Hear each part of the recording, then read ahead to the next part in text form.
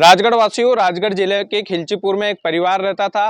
पति पत्नी, सास ससुर और 2 बच्चे। पति पत्नी के 2 बच्चे थे, एक 6 साल का था, एक 2.5 साल का था। पति का पहले से ही प्लान था कि वो 10 अगस्त को रामदेव बाबा की यात्रा पर जाएगा, रामदेवरा के लिए राजस्थान में दर्शन करने के लिए निकलेगा और बड़ा बेटा भी उसके साथ जाएगा। वो अपनी पत्नी से बोलता है कि मैं और बड़ा बेटा रामदेवरा जाएंगे, रामदेव बाबा जी के दर्शन करेंगे, तीर्थ यात्रा पर हम लोग जाएंगे। 10 तारीख का समय था, 10 अगस्त को मुझे निकलना है। पत्नी बोलती है ठीक है, आप दोनों चले जाइए, कोई दिक्कत नहीं। उसके बाद पति 10 अगस्त को रामदेवरा की यात्रा पर निकल जाता है अपने बड़े बेटे के साथ में। उसके बाद 12 अगस्त को पत्नी अपने घर पर बोलती है कि मुझे हॉस्पिटल जाना है, मैं हॉस्पिटल जाकर आती हूँ।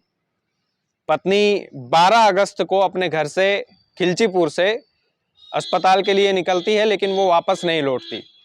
परिजन उसे ढूंढते हुए अस्पताल पहुंचते हैं, वहां पर नहीं मिलती है।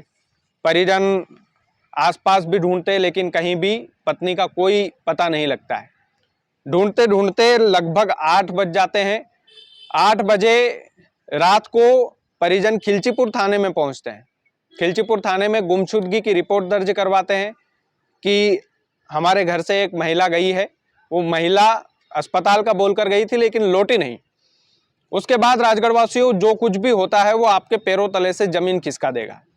राजगढ़ वासियों, फिर 12 अगस्त को गुमशुदगी की रिपोर्ट दर्ज करवाने के बाद घर वाले पति को फोन लगाते हैं, जो रामदेवरा की यात्रा पर गया था।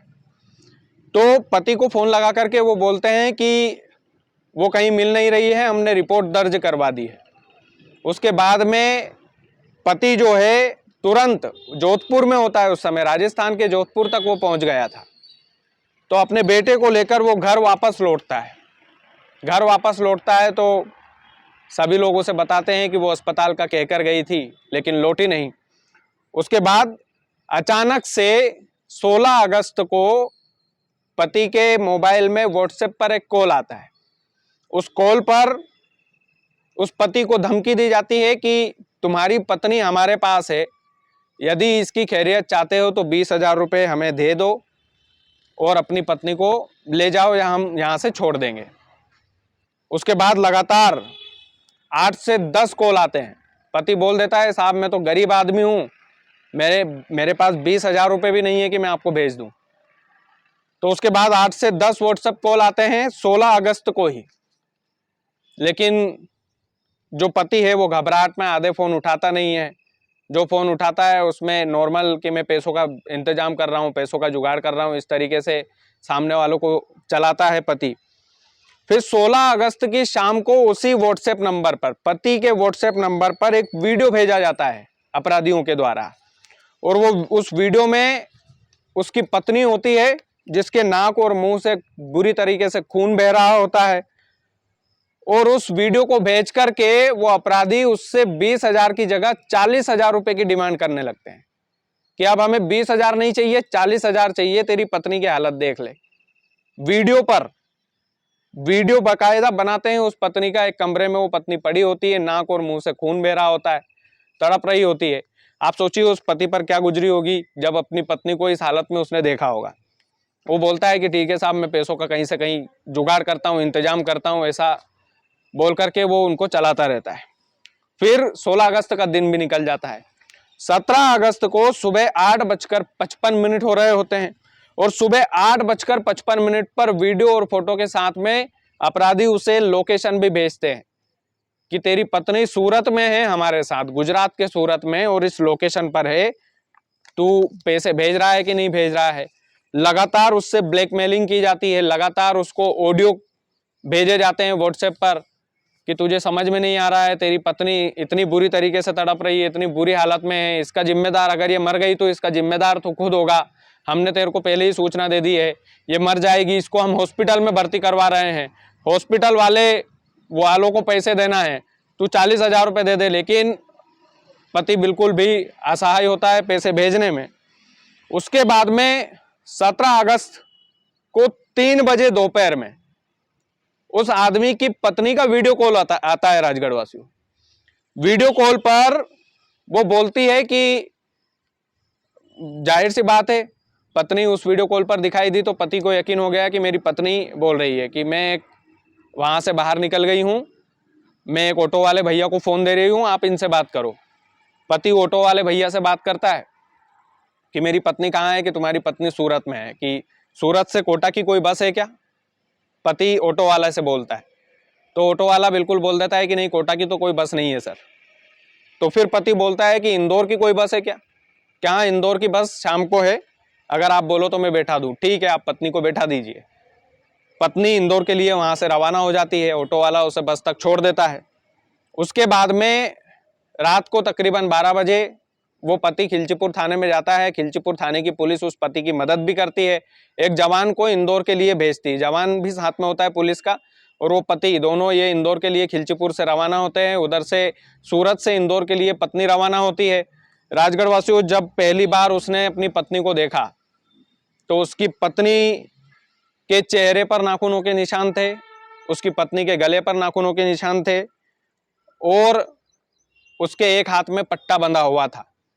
पति लगातार कोशिश करता है कि तू कहाँ गई थी, ऐसी हालत कैसे हो गई, किसने तेरे साथ क्या किया, बता, लेकिन पत्नी कुछ भी नहीं बताती है। और फिर पुलिस जो है पूछताछ के लिए ले जाती है, तो पुलिस को वो पत्नी एक कहानी सुनाती है। पत्नी बोलती है कि सोशल मीडिया के जरिए 2 महीने पहले मैं एक रवि कुमार नाम के व्यक्ति से मिली थी। रवि कुमार से बातचीत करते करते मुझे उससे लगाव हो गया, और इसीलिए मैंने पूरा प्लान कर लिया था कि 10 तारीख को ये रामदेवरा जाएंगे, 12 तारीख को मैं अस्पताल का बोलकर निकलूंगी। तो मैं खिलचीपुर से कोटा की बस में बैठी तो कोटा पहुंची, कोटा से मैं दिल्ली के लिए रवाना हुई ट्रेन पकड़कर। तो दिल्ली पहुंची, दिल्ली में मुझे रवि, जो सोशल मीडिया से मैं जिससे बातचीत करती थी, वो रवि भी मिला, और उसके साथ रवि के साथ एक दोस्त भी आया जिसको रवि कुमार कहकर बुला रहा था।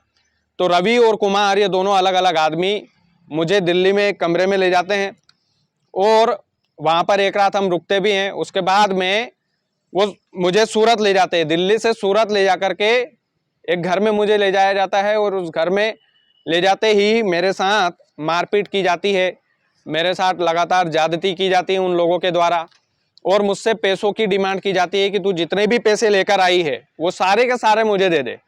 लेकिन मैंने उनसे मना कर दिया है कि मेरे पास कोई पैसा नहीं है, मैं कोई पैसा लेकर नहीं आई हूँ।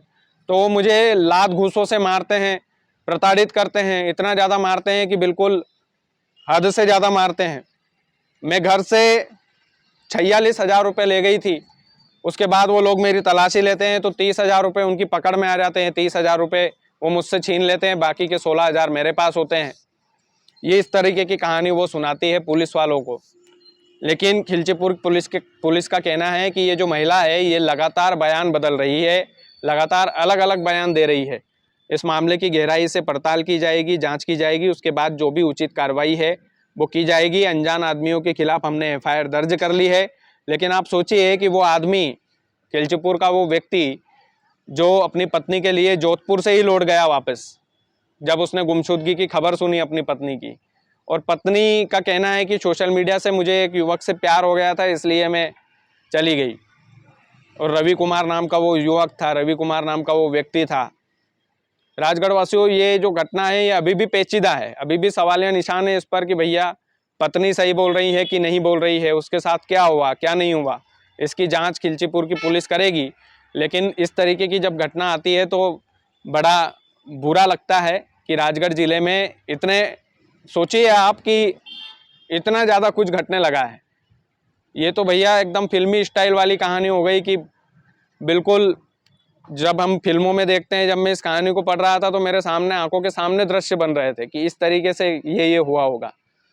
बाकी पुलिस इस मामले की जांच करेगी और जो भी कानूनी कार्रवाई होगी वो इस मामले में होगी, इसकी पड़ताल गहराई से होगी। हमें राजगढ़ की पुलिस पर, खिलचीपुर की पुलिस पर पूरा भरोसा है। लेकिन आप वीडियो को ज़्यादा से ज़्यादा शेयर कीजिएगा। चैनल यदि आपने सब्सक्राइब नहीं किया है तो प्लीज़ कर लीजिएगा। बहुत बहुत धन्यवाद।